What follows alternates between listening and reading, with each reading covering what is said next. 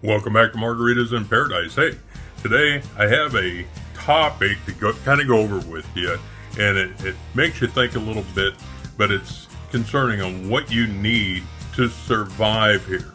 Now, I go back to my military days of survival training and that type of thing, and of course there's the main things you need to survive just about in any place besides the obvious of oxygen or things like that. Is shelter, food, water. Those are your main things that you need. But then you kind of jump into what else it takes that you need, and maybe the things that you don't need. Coming to a place like Pattaya, Thailand, things that you were used to in your home country, and it makes you think a little bit.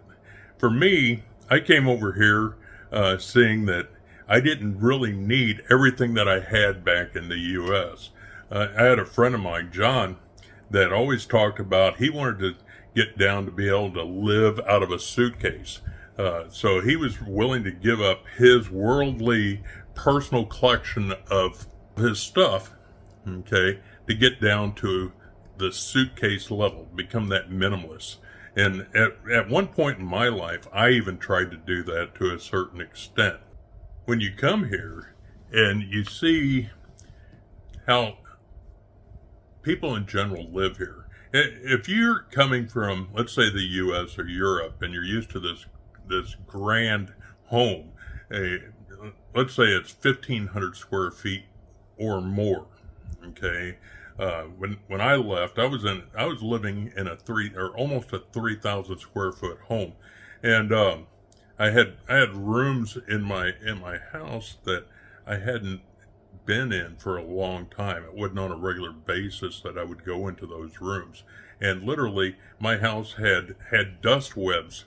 And when I walked into the house, and the floors were creaking all the time, and somebody told me one time that my house was dying because I wasn't there. I wasn't living there. I don't know if that's true or not, but I could see I was living way beyond my needs for sure.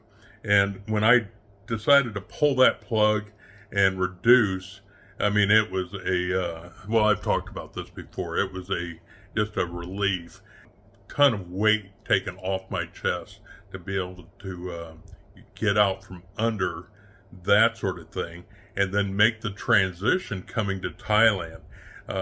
Initially I was renting, of course, and I was trying to figure out where I wanted to be in Thailand, and what I really needed in Thailand. And I wasn't necessarily looking at the smallest place that I could find, but I knew I didn't need anything near what I had in the USA. So people kind of compare that.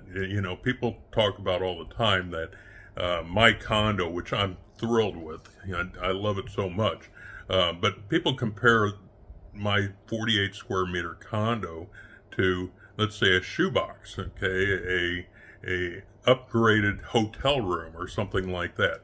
Well, I'll tell you what, it's perfect for me, but it's not perfect for everybody. And if you throw into the factor that maybe you have a significant other that's staying with you, maybe my size accommodations wouldn't be enough room for, let's say, 2 people, or if you had a child or a pet or something like that. Or those are the considerations that you need to think about. When I first started coming over here, and I was forward thinking, I was putting my goals in place of what I wanted to accomplish in the short term, and then I had long-term goals as well. In the U.S., I had several vehicles, for instance, and on all those vehicles I had insurance payments. Some of them I had property tax payments. You had your annual registrations for them, that sort of thing. And it just kind of seemed like it kind of snowballed into just a massive amount of money that you were paying out every year. And I came here to Thailand, and I realized I didn't need any of that stuff. Well, I didn't think I did. It took me a long time, like having a motorbike. When do you decide to ride a motorbike? I get asked this all the time. And I've had a viewer in particular that has said, "Hey, can I come along? I'd like to go along on these motorbike rides with you and get the feel of the road and that type of thing." And of course, everybody's welcome to go with me. There's no doubt about it. Everybody's welcome, but I don't want to be responsible for you. Okay, if you're if you're going to come with me, you need to be able to ride your own motorbike. Number one, and number two, you have to be confident on the motorbike. I don't want you out there with me if I have to worry about you, because I will worry about you, and I don't want to have to feel responsible for you either. But I want you to, I want you to ride same way I do. Head on a swivel, ride scared, expect the unexpected. But I want you to be confident too. And people ask me this, I bring it up. I was here, I think, about 3 years before I ever considered riding a motorbike. Now, we have certain people, viewers here, that have been riding motorbikes all their lives.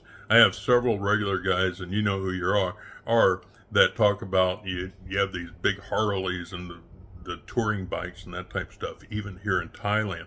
And you guys know the score. You know really how dangerous it is out there. And I have even one guy that has talked in the past about how many times that he's had an accident on a motorbike, and it can change your life. So if you've had an accident on a motorbike, and I have another guy that I'm going to talk about in another video, but another good friend of mine that recently got out of the hospital from a motorbike accident. But things happen, okay? Do they happen all the time here in Thailand? Well, I don't feel like they do happen here all the time. But as soon as I say that, somebody will get killed on a motorbike. And it just happened last week. I think there was a Russian man and his wife that ended up being hit on a motorbike, and the man actually died. So anyway, it's unfortunate.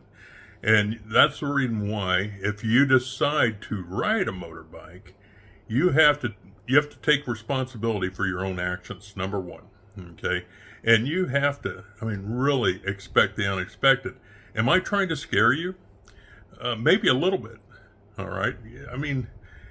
Nothing will ever happen, okay? Hopefully nothing will ever happen to you out there. But can it happen? Sure. And I don't want you to drive like the little old man that's going too slow and not keeping up with traffic, things like that, because more than likely you may be the cause of the accident. So those are kind of things in the back of your mind. And for me, like I say, it took me 3 years before I ever jumped on a motorbike. I didn't have any prior training as a kid. All my friends grew up riding mini bikes and these dirt bikes and that sort of thing. Family just was never into that. And so I was never involved in that scenario in my life. But when I decided to get on them here, I kind of took to it very easily. Now, these are automatic motorbikes. I've never ridden a clutch manual motorbike, that type of thing there. So it's a whole different game, and I wouldn't even know where to start on that. So another thing that I also thought I gave up by moving to Thailand was owning an automobile. I thought for sure that there was absolutely no reason to have an automobile here. And, a lot of my friends kind of told me, they said, for the amount of time that you're actually going to use an automobile, most of the time, I have a friend across the street here, and he was on Everybody Has a Story here. He has a car that he bought specifically to pick his mother up at the airport, okay, and then when she was here, to run her around town. But she doesn't come to Thailand very often, all right? And other than that car just sits there. So over the last, I want to say the car is maybe 7-8 years old, and he has like 2,000 kilometers on it. I had another friend of mine that just recently bought another car, and he ended up selling his old car to another friend of mine, buying this car again with only 2,000 kilometers on that. So how many miles is 2,000 kilometers? Wait a minute, Alexa, how many miles is 2,000 kilometers? 2,000 kilometers is about 1,200 miles. 1,200 miles. All right. To have a car that's 6, 7 years old, to be paying registration fees, to be paying insurance fees, to be paying taxes, personal taxes, that sort of thing on. Do you need that here in Thailand? The same friend that has the car across the street from me, that's had his car forever, he told me straight up, he said, you know what? He said, if you decide that you need a car that bad, rent one. Get all the driving out of your system, and take the car back. And it's somebody, you pay a little bit extra for the rental fee, but you're not responsible for the maintenance of that vehicle or the insurance or things like that. And they're pretty close to being right. Now, I personally have a car now. I ended up buying the first car I bought really cheap from another friend that wasn't using the car. I talked to you about that, and I ended up giving him a fair price for it, and it saved me a lot of money. So I had that car initially. I ended up buying the vehicle that I have right now. It was more out of me traveling around Thailand and doing all the things that I really enjoyed doing. So I absolutely love my truck. I put my motorbike in the back of the truck, and I travel with them both. And it's a means of transportation for me that I absolutely need. But in all honesty, I haven't moved my truck in the last 3 weeks. It's been sitting down in the parking lot, and that's where it sits. So it's not an everyday thing by me using this truck. But there'll be times, and I have a trip planned at the end of February, that I'll end up putting maybe 2,000 or 3,000 kilometers on the truck. But I don't use it every day. And in the U.S. or in Europe, how often did you drive your vehicles? Now, I can see if you lived in New York City or Los Angeles, a place that you wouldn't normally be actually driving a vehicle, maybe you don't drive it very often. But there's a good chance if you live in the Midwest or places where you may have to drive 20 or 30 miles or maybe 50 kilometers to and from work, that you're driving every day. You're driving to go get a loaf of bread at the convenience store or whatever, taking the kids to school or picking up the kids from school. Whatever the case may be, you're always in that vehicle. And for me, I didn't think that coming here to Thailand, that was one of the things that I would probably never use. But, it took me time. After a period of time, I realized that, this was something that I still needed in my life. Many times when people come to Thailand, complications disappear. They really do. They come here and they can feel like maybe the problems that they had before they came here just don't exist. All right. So there's lots of little things out there, maybe bills that you had that you were able to get out from under, and they're behind you now, and you don't have to worry about them. Or maybe a big mortgage or something like that. But one of the things that more people talk about to me than not, and one of my biggest questions when they look at the tour of my condo and they notice that my kitchen is out on my balcony, the first thing, my number one question that people ask is, doesn't everything get wet when it rains? So the simple answer to that is no, it doesn't. Okay, I've already been through 4 monsoon seasons, and the way my balcony is designed, and I'm not sure about other balconies, and you check that out if you decide to do what I've done. But the upper level, the roof, extends out past my railing, uh, and my railing's inset from the top roof. So it's like about a foot difference or so, something like that. So when it does rain, the rain may, if it's blowing towards the building, the rain may come in a foot or so. And in general, I have plants in that area, and the plants get watered. Okay, but all my electronic equipment, like refrigerator, microwave, stove top, air fryer that's out there, toaster, Insta hot water machine, things like that, they're all fine, and they work. Everything works fine. I've never had a problem or had a concern as far as moisture out on the balcony. But here's another thing: do you need a kitchen? Okay, some people just, when I first moved to Thailand, I didn't ever need a kitchen because I always ate out, and I think what ended up happening was it took me maybe a couple years to start missing some of the things that I really enjoyed in the U.S., like being able to make lasagna. I felt like I made a really good lasagna and things like that. So so those are the things that every now and then that I'll cook in my kitchen, but when it comes right down to it, I never cook. I always eat out, and the reason why I eat out is because it's cheaper to eat out than it is to sit here and cook, to gather up all the things necessary to make whatever dish that I want. Now, you can go out and buy things in bulk.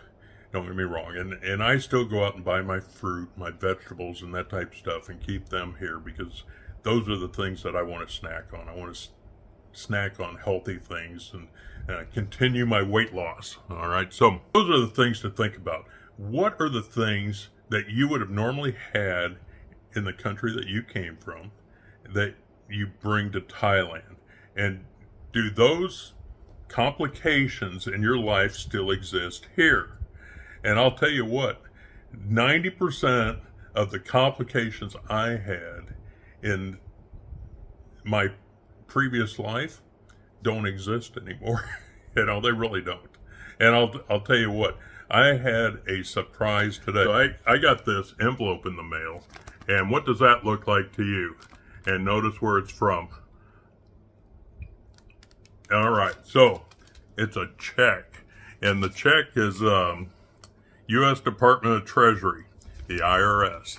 And it turns out they ended up sending me a refund, a tax refund from 2021, and that they found or whatever, and they mailed this check all the way to Thailand, which just surprised the heck out of me. Now they have my address here in Thailand, so again, there's a complication right there that I didn't think existed anymore, but it does follow you. I still file taxes in the U.S. and things like that. And so there are things that you'll never get rid of. There's no doubt about it. If you're in my position where you're not super old, a friend of mine told me the other day, he's here on a retirement visa, but when people ask him how old he is, he says he's 38 plus. So, and I don't feel like I'm 38. I feel quite a bit younger than that.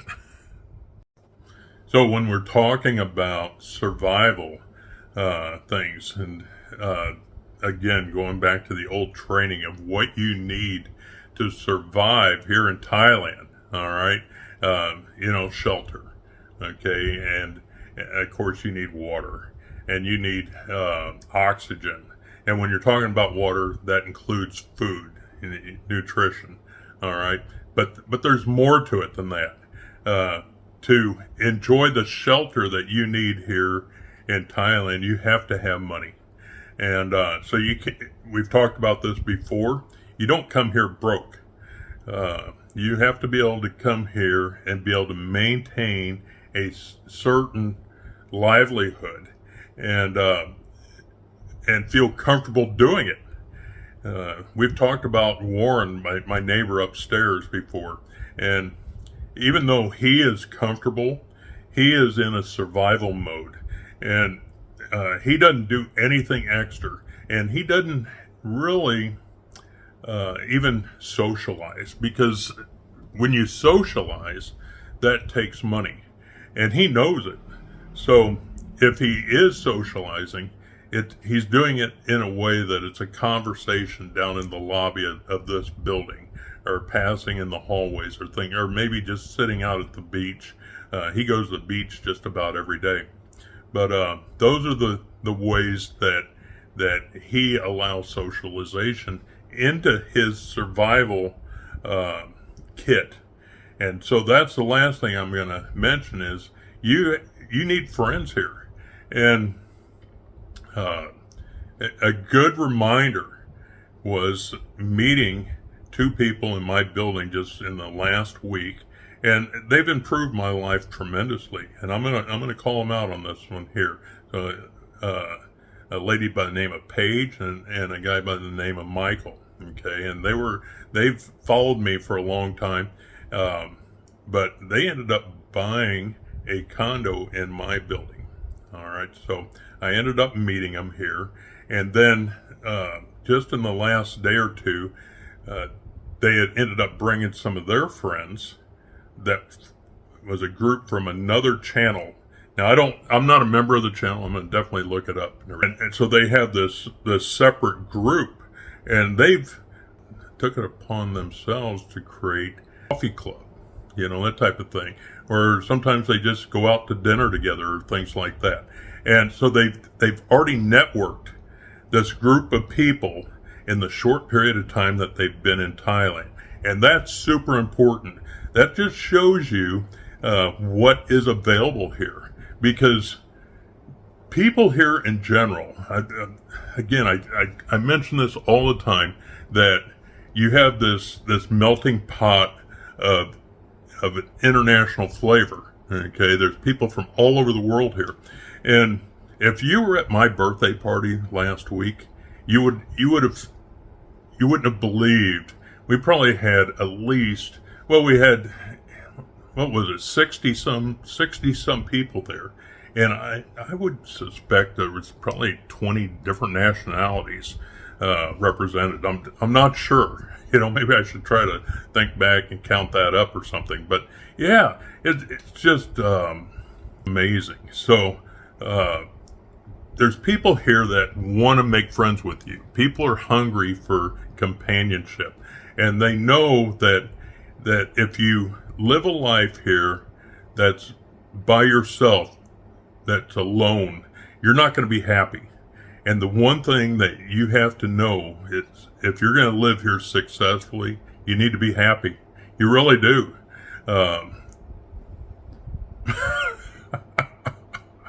Go Chiefs. Go Chiefs. Okay.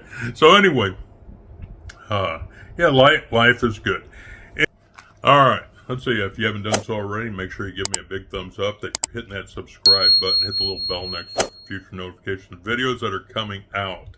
Also, I want to put out a special shout out to Big Slick.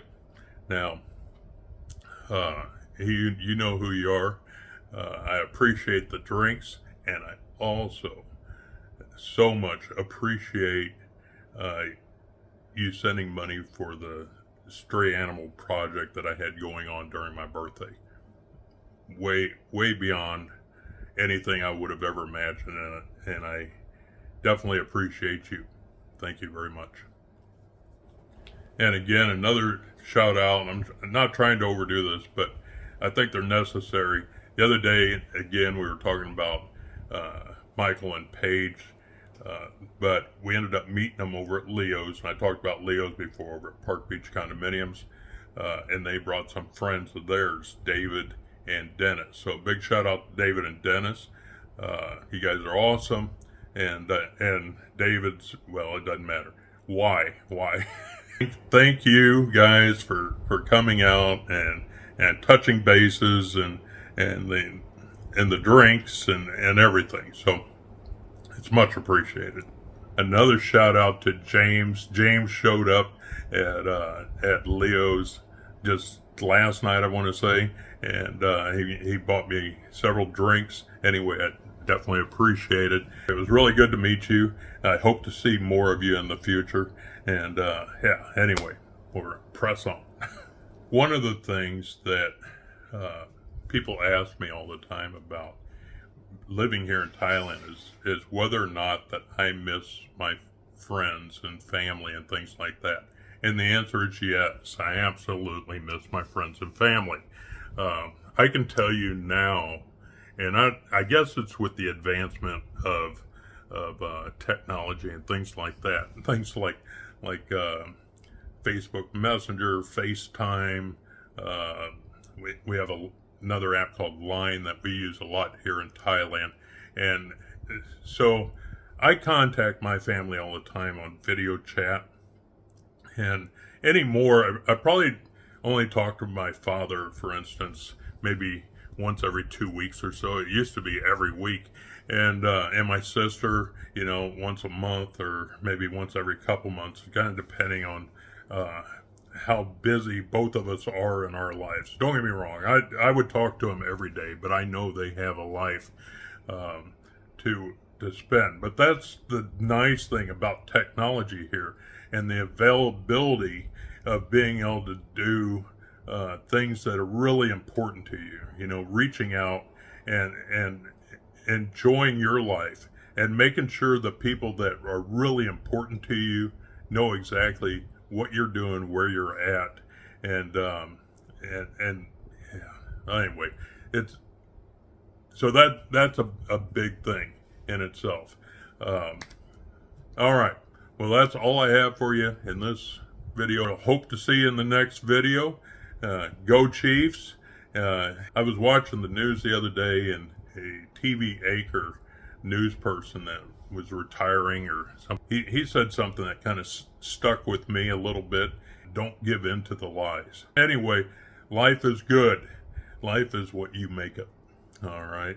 And again, why ain't you here? Bye-bye.